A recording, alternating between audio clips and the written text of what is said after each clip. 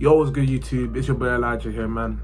And as you can tell from the title of the video, today we're going to be talking about Asia and why they are so behind in football. Because when we look at Asia, they have had the most difficulty producing teams and players that can compete at the highest levels of international football. Asia is the largest and most populated continent and still can't produce the greatest players football has ever seen. To really put it into perspective, India has a population of 1.4 billion, not million, billion, broski. And you're telling me you can't find an Amir and Mohammed or Hassan who's on the level of Cristiano Ronaldo. In this video, I'm going to be talking about lack of football infrastructure, lack of exposure and representation. So without further ado, let's get straight to it. In many Asian countries, especially developing regions, access to quality football pitches and training facilities is limited. Many young players train on uneven football pitches and poorly maintained grounds. And you guys got really deep as well. If you're a young aspiring footballer and the pitches around you are in terrible condition, it can quickly take the joy out of the game.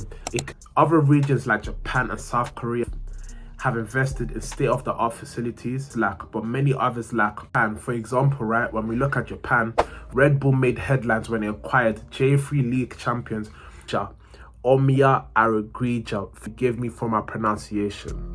Red Bull wants to turn Omiya Arigija into a force to be reckoned with by concentrating on things like branding, youth development, and international networking, building on the successful strategy used in Europe and America.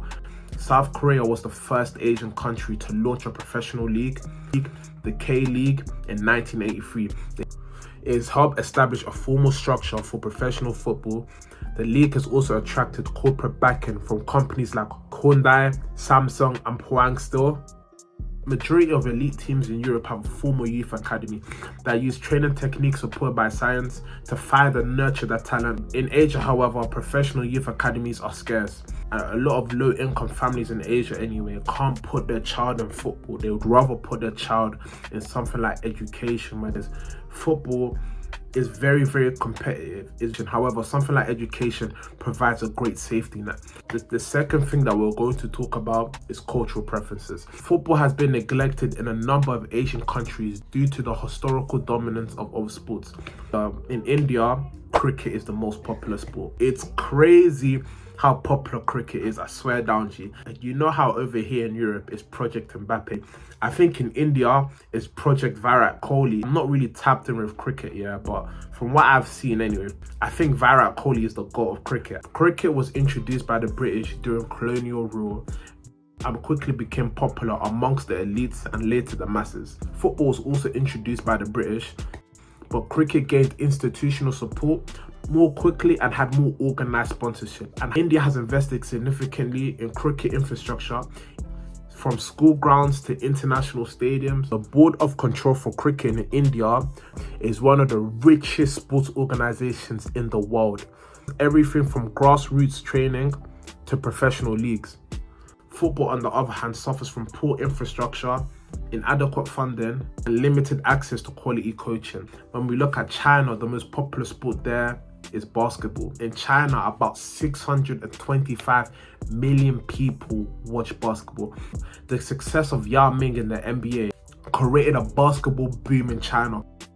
Urbanization is also another reason why basketball is so popular in China. Urbanization rose by 55.52% from the end of 1949 to 66.16% by the end of 2023. And the proportion of the population living in urban areas surged from 17.9% in 1978 to over 64% in 2020. Urban areas are characterized by dense populations, limited space, and high-rise buildings. These environmental factors have favored sports like basketball, which require less space and are more adaptable to urban settings than football. The third thing that we're going to talk about in this video is representation. Now, if you guys didn't know, in London anyway, there is a big Asian community over here. There's more than 4 million people with South Asian heritage live in the UK, but only 22 male players out of approximately 3,700 professionals have a South Asian background, which is crazy. there should be way more South Asian players playing in the Premier League.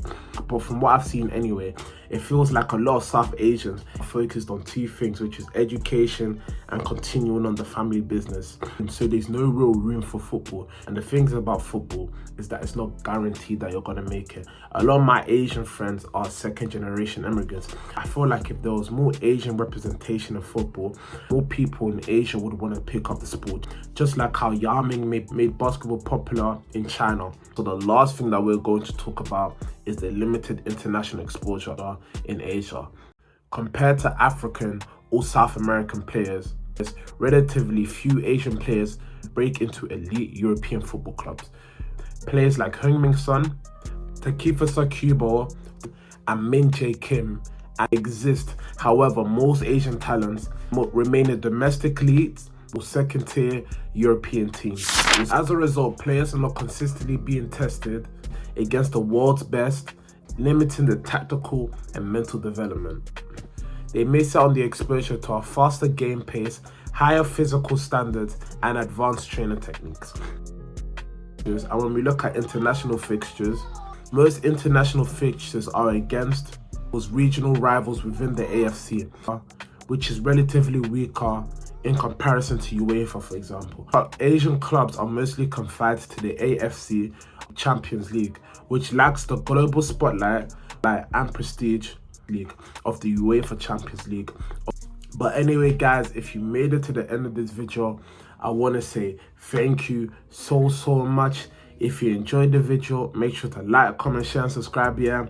And I'll catch you guys in the next one.